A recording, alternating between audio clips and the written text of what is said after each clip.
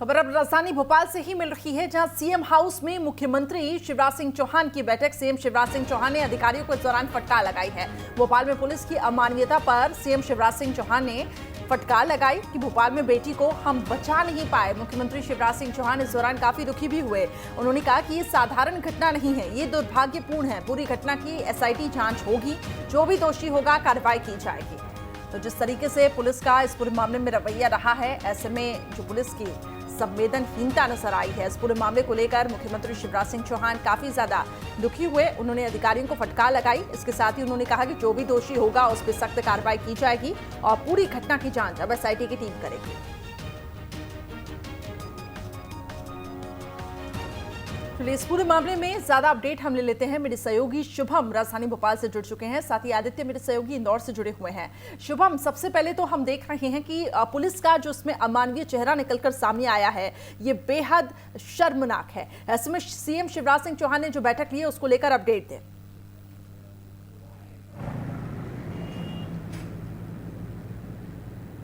देखिए, ये मामला तो काफ़ी गंभीर था, वरना मुख्यमंत्री शिवराज सिंह चौहान इतनी हाई लेवल मीटिंग नहीं बुलाते। क्योंकि सुबह ही जब हमने गृहमंत्री से इस बारे में पूछा तो उन्होंने कहा कि डीआईजी का बयान छपा है।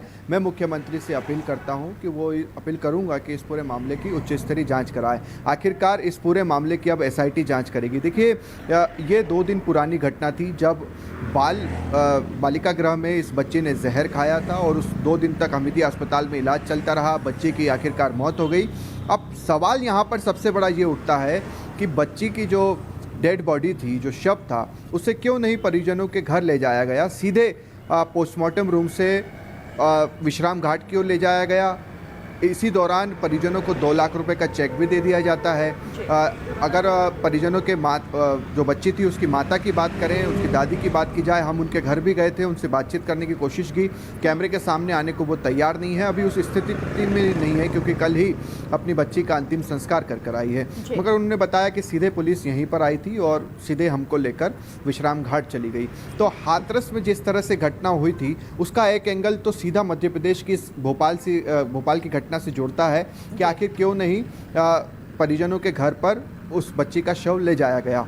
दूसरा, अगर देखें तो हाथरस में रात को अंतिम संस्कार किया गया था और अंतिम संस्कार भी नहीं किया गया था, सीधा आप देखें कि उस शव को जला दिया गया था। उस तरह की स्थिति भोपाल में नहीं हुई है। यहाँ पर परिजनों को ही बॉडी सौंपी गई थी। सिर्फ यहाँ पर एक मसला इतना था कि आखिर डेड बॉडी जो है वो परिजनों के घर तक क्यों नहीं पहुंचाई गई, सीधे पोस्टमार्टम रूम से विश्राम घाट गई और वहीं पर बच्ची का अंतिम संस्कार हुआ, जिसमें उसके पूरे परिजन भी मौजूद थे।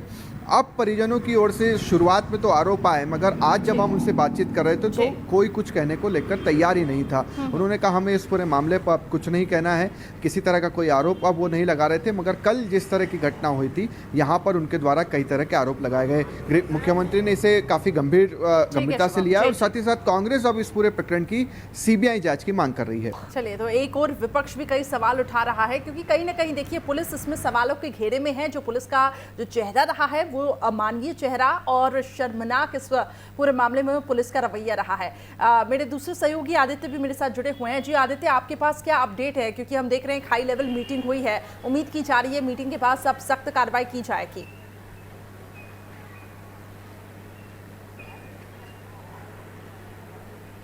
जी हाँ, बिल्कुल ठीक सवाल किया आपने। दरअसल एक हाई लेवल मीटिंग हुई है और इस मीटिंग के बाद ऐसा माना जा रहा है कि इसके नतीजे ज़मीन पर दिखने लगेंगे। हालांकि इंदौर की घटना को लेकर ये एक बहुत ही जिसे कह सकते हैं सरकार को और प्रशासन को कटघरे में करने वाली घटना है, क्योंकि इंदौर में जो छात्रा है जो नाबालिग है और उसने जो आरोप लगाए वो बेहद गंभीर किस्म के हैं। उसका ऐसा कहना है कि उसके साथ कई दिनों तक गैंगरेप किया गया, 3 से ज़्यादा लोग इसमें शामिल थे। उसे नशे का डोज दिए गए, नशे का आदी बनाया गया, उसे ड्रग्स स्मगलिंग के धंधे में धकेला गया और जब वो ड्रग्स की आदी हो गई तो उसके साथ में ना सिर्फ उसका शारीरिक शोषण अलग अलग जगह जाकर किया गया, बल्कि उससे ड्रग्स की स्मगलिंग भी कराई गई, ड्रग्स की तस्करी भी कराई गई। तो ये कहीं ना कहीं बड़े जो है आरोप हैं और बड़े सवाल खड़े कर रहे हैं पुलिस के सामने। इस मामले में पुलिस ने जो है करिश्मा 3 लोगों को गिरफ्तार भी कर लिया है और लोगों की तलाश भी कर रही है और जिन जिन स्थानों पर छात्रा को ले जाकर गैंगरेप किया उसकी जांच भी की जा रही है। छात्रा नाबालिग है और एक बार फिर मध्य प्रदेश के सामने एक बड़ा सवाल हो रहा है, क्योंकि लगातार गैंगरेप के आरोप जो है वो चाहे सागर हो, बड़वानी हो इंदौर हो, खंडवा हो, ऐसे तमाम प्रदेश के अलग अलग जगह जहाँ से लगातार रेप के, गैंग रेप के आरोप आ रहे हैं। कहीं बच्चियां हैवानियत का शिकार हो रही हैं तो कहीं महिलाओं के साथ उत्पीड़ना के मामले सामने आ रहे हैं। तो ये तमाम चीज़ें जो है वो कहीं ना कहीं कानून व्यवस्था के ऊपर सवाल खड़े करती है और इसको लेकर क्या कुछ कार्रवाई होगी देखना दिलचस्प होगा। जी बिल्कुल, और लगातार सीएम शिवराज सिंह चौहान सख्त तो नजर आ रहे हैं, लेकिन इन सबके बीच बड़ा सवाल ये बना हुआ है कि क्यों नहीं आखिर वो खौफ उन आरोपियों में दिखाई दे रहा है। ये महिला सुरक्षा को लेकर जिस तरीके से जो बातें उठ रही हैं, विपक्ष भी इसको एक मुद्दा बनाकर आगे जा रहा है, तो ऐसे में अब सरकार को इस पर गंभीरता के साथ विचार करना चाहिए। शुभम, मैं आपके पास आना चाहूंगी, क्या लगता है आपको क्यों आखिर उन आरोपियों में खौफ नहीं है? अगर हम महिला सुरक्षा को लेकर बात करते हैं तो बेहद शर्मनाक मामले सामने आते हैं, कभी रेप की वारदात सामने आती है। मुख्यमंत्री शिवराज सिंह चौहान के इतने सख्त होने के बाद भी, इतने सख्त कानून बनाने के बाद भी धरातल पर उसका इम्प्लीमेंटेशन ठीक तरीके से या नहीं तो हो नहीं रहा है, या नहीं तो कहीं ना कहीं जो पुलिस, जिस तरीके से जो पुलिस का रवैया रहा है ये कहीं ना कहीं ढीला रहा है। ऐसे में उन पर भी अब सख्त एक्शन लेना होगा।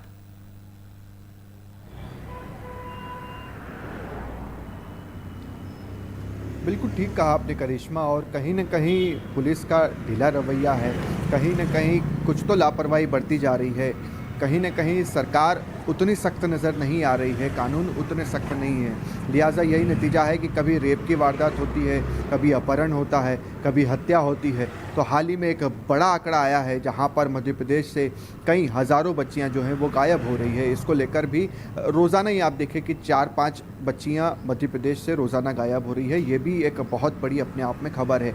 अब मुख्यमंत्री लगातार बैठकें ले रहे हैं, और ऐसा नहीं है कि ये सिर्फ बीजेपी की सरकार में, इससे पहले कांग्रेस की भी सरकार रही, 10-15 महीने की सरकार रही, उसमें भी कोई बहुत बड़ा बदलाव नहीं आया था। अब उसको लेकर उस वक्त के गृह मंत्री बाला बच्चन ये बात कहते थे कि देखिए पहले 55 रेप हो रहे थे तो अब 50 रेप हो रहे। इस तरह की बात राजनेताओं के द्वारा की जा रही थी, मगर उस वक्त भी हमने देखा कि कई तरह की वारदातें हुई।